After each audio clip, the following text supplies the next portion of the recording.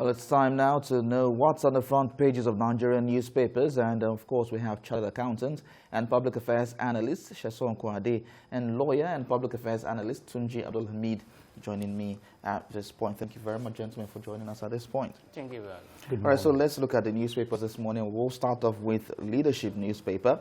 It says here $15,000 visa bond policy won't affect Nigerians in the United States. Biden unveils cabinet as Trump caves in, gives nod to transition. National Economy says Nigeria upscales local refining as PMB inaugurates biggest modular refinery. The rider says nation will become net products exporter by 2023, says NNPC. Refinery targets supply of 2.7 billion liters of petroleum products annually. That's in the National Economy. All the Daily Trust is saying here, APC's zoning arrangement or agreement should be respected in 2023. That's according to Fashola. He says we must deliver on our promises to retain power. There was a deal to shift power to Southwest after Buhari says Chieftain will cross the bridge when we get there, as according to party officials. The News Direct is saying South-South governors demand privatization of refineries, restructuring. Now the Vanguard is saying selfish Northerners opposing restructuring, says El Rufai. The Guardian is saying here, Naira weakens badly as MPC retains policy rate, other parameters. Food inflation to moderate as harvest starts, says Emefiele. We must avoid blind speculation, Adedipe warns. The Daily Sun says Nigerian constitution no longer useful, as according to the Christian Association of Nigeria. The Nation is saying Fashola to APC, respect your zoning plan in 2023. There was agreement during formation. Uzodinma warns against Southeast confrontation. The Punch says 2023 presidency, rotation in APC, a gentleman's agreement. Fashola party leaders, private agreement cannot be breached, it must be honored, says Minister. There is an understanding on zoning, ex-National Vice Chairman. The Blueprint is saying spending by presidential candidate pegged at 5 billion naira. The Daily Times says modular refineries will eliminate fuel importation. Business Day says here federal government facing reality of a futile border closure on soaring food prices, low agric output. That's in Business Day this morning. So we will look at the various newspapers on the table here. And looking at the Daily Sun, we'll start with, actually not the Daily Sun, but News Direct this morning. South-South governors demand privatization of refineries, restructuring. That's the header in the Daily Sun, the News Direct rather, this morning. Gentlemen, what is this headline? Yeah, I think, except we want to deceive ourselves, the government has shown that they cannot run our refinery. We have 4 refineries that have not been working for over how many years now? More than 10 years or so, and nothing has been done.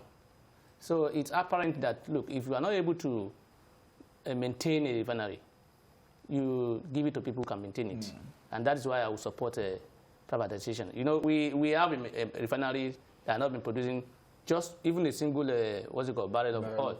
And we have been told that over 81 billion or so it's been spent to maintain these such refineries.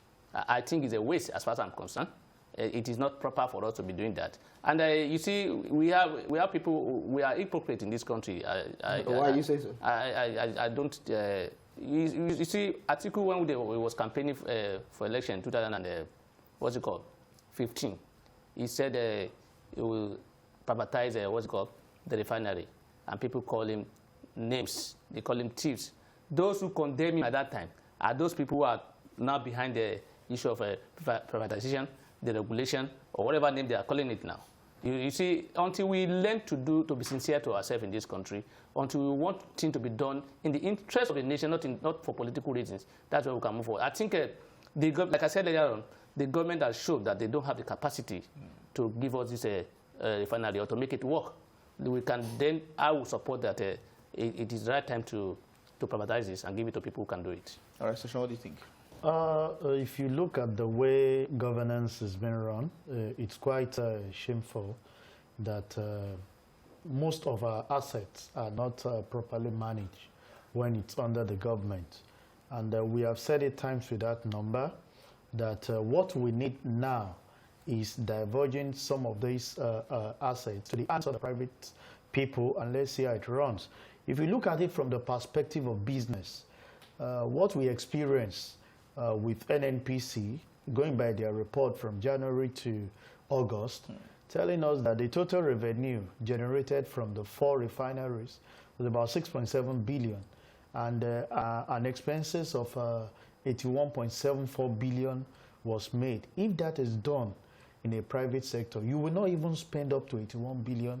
Either they would have removed the management of that organization, because by the time you are spending as much as twice of what you are actually getting as revenue, it shows that that company is running into insolvency and it will definitely collapse. But because everyone at the helm of affair that manage government agency knows that money will definitely be pumped in by the federal government to salvage the situation without any due cause to what emanated that made that expenses to go on. So the call by the South is what we've been saying. We've asked them, can we even liberalize this thing? We are not saying privatize the existing refinery. Liberalize it, let people come into the business. Like we have in the telecoms. You know, Nitel died a natural death, and nobody is clamoring, why did you kill Nitel? Because other people came in, they liberalized the business, other investors came in, took over the business, and were able to show what it looks like. So in the oil and gas, it might be capital intensive, but there are people who have the wherewithal to carry this out. And for every businessman, he's in the business to make sure that it does not just break even, but make margin. And you will see this by the time the Dangote refinery comes on board. Yesterday, they've inaugurated the one at Imo State. Let's have this. And we have encouraged the government. What you call illegal, bunkering and all these things. People are creative in doing some of these things. Why don't you look at a legislation? We have lawyers here. Put up a structure and say, okay, this is how you will go about this business, and start processing it. It is not enough for us to start continually be importing fuel when we have all the endowments here. Let's be self-sufficient and go about see how we can capture the business. Even in the western part of Africa, just like what Niger is doing. So that once these are done, I see no reason why each state should not have modular refinery. They have the wherewithal to carry that out. Legislation, is it helping matters? Well, what will it take us to do that? It's just bring this thing up, let the private people, all government needs to do. Let's look at the example of the power sector now. It was unbundled and given to private individuals, yet Nigerians are paying far more for people say for darkness. But if you give this refineries to the private hands, won't it cost more for Nigerians to buy fuel here? Because right now it's 117 naira per liter. Yeah, you see, the power sector you spoke about is where I belong to, and I keep telling individuals what we pay for electricity before now is highly being subsidized by the government. And you see, everything... Then it was in the government hands. Even after it was taken out of the government hand, it was still being subsidized. Because the rate at which those power generated and transmitted was really high. And that's why the only area people are agitating for, which was really government somersaulting policy, killing that same sector again. See, one thing I've observed about this country is that government does not release things out, even when they say they've privatized it. You have seen that when people clamor that there should be issue of metering, it was then another arm of government agency, the custom, decided to increase the tariff on bringing the meters into the business. And you discover that the people that ventured into it had to back out and say, well, it's not viable because NEC regulated the cost at which you must sell. One, you are bringing it in at an exorbitant price that you cannot even make margin. So why are you saying that is not liberalization? You are not giving it in the hands of the private. And same is obtainable even with the petroleum. NNPC is the sole importer of this thing, and they determine the price. So what we keep saying is that liberalize the business. Let people bring in it. Let the forces of demand and supply, competition, force everybody to do what is needful. And with that, we can move on. You see that we are paying more. Government has always been playing around with the citizen by always winning their sympathy, and on the long run. Why is it that they came out almost at the same time to increase the cost of tariff in the power sector, and also to increase the price of fuel? They said they no longer have money to subsidize some of those things. So if we are going to pay more, let the proper structure be put in place. And I think in the power sector, they are doing the little they can do. It's just that they need more investment in that particular business to make sure that things work properly. All right, so let's go to the Daily Sun now. It says Nigerian constitution no longer useful, as according to the Christian Association of Nigeria. You're a lawyer, so give us, let's have your take on this. In as much as I want to acknowledge or agree that we have a constitution that has so many lacunas, we have a constitution that is not balanced, we have a constitution that has an error, or it was not done by us because it was done by the military. We are just, it's just, yeah. But notwithstanding that we have all those lacuna, we have those errors, and we have all those gap in the constitution. I don't believe our problem is majorly constitution.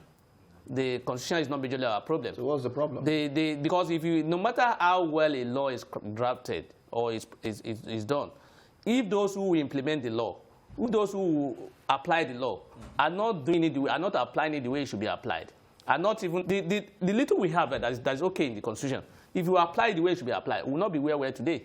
We will be above 70 or 80% that there will be a lot of development in the country. And in any event, laws are made for men and not meant for law. We can at any time realize, when we realize that, look, this particular area is not helping us, change that particular aspect and then amend it, because there's a provision for amendment in the constitution, and move ahead. But the issue is that we play politics with everything in this country. Whenever you raise an issue regarding the constitution that affects your interest, or that is even for the benefit of the country, people will read so much political meaning or whatever into it, and they look at the advantage that gap or that lacuna is given to them under the constitution, or non-implementation of that constitution the way it should be implemented. The advantage is given to them. That is the basis upon which they will object to it. You know, we are talking about a situation whereby, for example, now the law is clear that whatever that is found on the ground belongs to the federal government.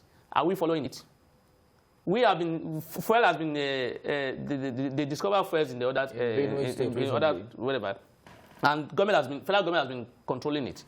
The mineral resources discovered in Sanfara, who is selling it now? The state. Is that the law? That's not the problem of the law. It is clear that, look, whatever that is found on the ground, it belongs to the implementation of the law. That is the problem we are having. You know, the people are now trying to justify it. To say maybe they are using for development of the state. Okay, what if those in the Niger Delta or whatever now say, okay, and that is the reason why they are calling for privatization of refinery, because when they were doing their all those short what's it called, refinery, modular refinery, they call it illegal, whatever. Rather than government look into it and make it a proper work and make it be in line with the law, they were not doing that. So as far as I'm concerned, the constitution is not majorly our problem. You know, I use the word majorly. He has his own wala, he has his own problem, but it's not the main problem with it. No matter how well a constitutional agreement is drafted or is clear, if we are not sincere, those who implement the agreement is not sincere. If we are not sincere, if we are not working in line with the development of that constitution or the aim of that constitution, we will not achieve what we want. So you agree to what the Christian Association of Nigeria is saying now? I'm not totally in support of the constitution. What's it called? Is no longer useful. It is useful. We have a lot of provision in the constitution that's beneficial to us. We've had so many amendments to the constitution. Some people are saying, why don't you just have a new constitution that has been created by the Nigerian people? Amending the constitution to me is not a sin. When the constitution is made, in fact, if we have a new constitution today, in the next 5 or 6 years, that constitution, people will see it as, this one is no longer valid. What we should be doing is to amend or change it often, as in when at the time demands that, look, this one is no longer feasible. Let's work in this line. But what we see is that people, rather than do that, we play politics, like I said. Politics will not allow us to do that. The electoral act has been there all this while. The last amendment that was proposed, the government, they agree that what is being proposed are good for us. But they say because 1A was missing in a particular area, or something is, why can't you change the A? Or ask them to, okay, take it back to the National Assembly. Please, this A is missing here. Put this A, and then I will sign it. Is that not all? But rather than do that, they will, because of that, refuse to assent to the bill. Today, we don't have an electoral bill, and we don't have anyone this is 2000 and what? 20. By the time you start another one, 2021, they will say 22. They will say it's too close to the election. We can't have. This is our problem. It's not about the law itself. It's about the people who are to implement or enforce the law. Okay. Yeah, well, the lawyer has given the perspective. I think it's the political will and implementation on the part of the law that is actually a problem. Until we take the grid on the path of individuals that are called leaders, then we can move forward. I always tell people, you all know what happened in the United States of America. When you have a structure, and people follow it to letter, irrespective of who you are, definitely there will always be a growth.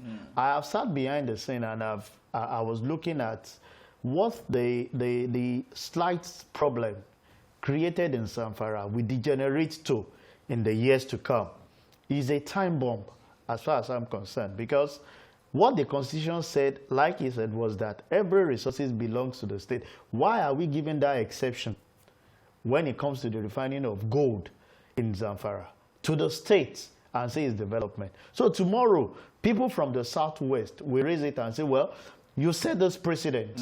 We are taking a bath. People from the Niger Delta said when this was done, nobody took any action. At that point in time, when it's no longer in your favor, you start quoting the law. Yeah. But when it was being done, you took your eyes off it. So that's why government must sit down on a round table and make sure there is fairness, equity. That's what the Constitution is all about. Make sure there is fairness, there is equity, and everybody can have their own share as it grows. On the path of what the South are advocating for, I'm sure the Southwest too has some things that very soon we're going to tell you that. All of that, how do you marry this whole thing to have a harmonious country where everybody's in sync and knows what to do? The thing we need to do is we should be committed to whatever rules or law that we have. Don't go ahead and say, this will not favor me. Let's look for a way to get it done. If there is any lacuna, like I said, in the Constitution, let's sit down, amend it, and see. So in 1999, when this Constitution was actually given to us, there was no serious thing about IT. But now everything is turning IT, like cloud computing and all those things. And that's why people are advocating, even from the electoral reform, that can we just go ahead and have electronic voting? Why those things? Vote from your house. People like, we don't vote. You'll be at the duty post on that particular day, giving information to the populace on how the election is going, and you are being denied your right to vote. But those in 1999, there was no serious thing about IT. So you can say, okay, let's go on the manual. But as we speak, I expect that by now, electronic voting should have been at the front burner, which, if they bring it out, they will tell you it's not entrenched in the Constitution. So we cannot. So what stops you of sitting down, amending it, and let everybody? By the time we go ahead with electronic voting, what do we? The last election was about 20 million out of over 200 million. I can assure you, because this is being practiced by several institutions that we have. MBA use electronic voting, ICANN does the same, CITN, all these institutions, CIBN, everybody, when they want to carry out the election, they use the electronic voting, and it does not, and it's going to contribute to the economic growth, because you will be here doing your presentation and you are voting. I will be in my house doing my business. So there won't be any reason for us to shut down the system completely, because when it comes to IT, it's at the comfort of wherever you are. Even people in diaspora that have been advocating to be part of the system, definitely they will come in. So I think it is not useless. like Khan is saying, or saying they are no longer useful. Is it useful? It is very much useful, but the implementation and where necessary, an amendment needs to be carried out. Let's be sincere with ourselves. Carry out the amendment and let's move on. Do you support regular amendments of the Constitution rather than having new ones? As often as you are, because things are dynamic. Every day, see, as at a few years back, you know the kind of phone we were using. Now, you know what it is. I don't want to go that route. So you discover that if not even biannually, every 6 months, there are things that come up and we need to inculcate into our law. Rather than we saying, sitting there, I think it was last day that they said they want to do regulation on social media, on this, on that. Some of these things were not entrenched in our constitution when it was being done, because as of 1999, nothing like social media, nothing like all those things. So it should be done as we unfold it. That will tell us that we need to be on top of the game, and people should just be watching until when we get the right people at the legislative house to get some of this done. The issue is that everything need not be in the Constitution. The Constitution need only to serve as a ground law, to lay foundation for other laws to be made. We have several laws in this country. We have so many other laws. So once the Constitution covers those areas, you can make law to reflect that mindset of the, yes, it's not compulsory. No, Constitution cannot cover all area. In other words, the only thing the Constitution will do, you give the ground law, the particular the heading in headline in short. You can now develop it by making other laws, because amending Constitution creates it's an issue. It has a difficult process. But making bill into law is not as difficult as that of amending Constitution. So we can allow the Constitution should just serve as a ground norm. Broaden. Serve as a ground norm. Allow, just like we have some other law that have been done based in line with what Constitution provides for. So if you have that in place, we'll be able to take care of the new things that is coming into. Like you said, the Big Brother Africa that just concluded, or Big Brother Nigeria, or whatever, you see the number of food that we have. Not because it was not something that you have to go there and keep and do something. It's from your point where you are sitting, you can do your food. The electoral law can handle that. So we can do so many amendments as far as it's concerned. So it's not. I will not agree that it's useless as it is.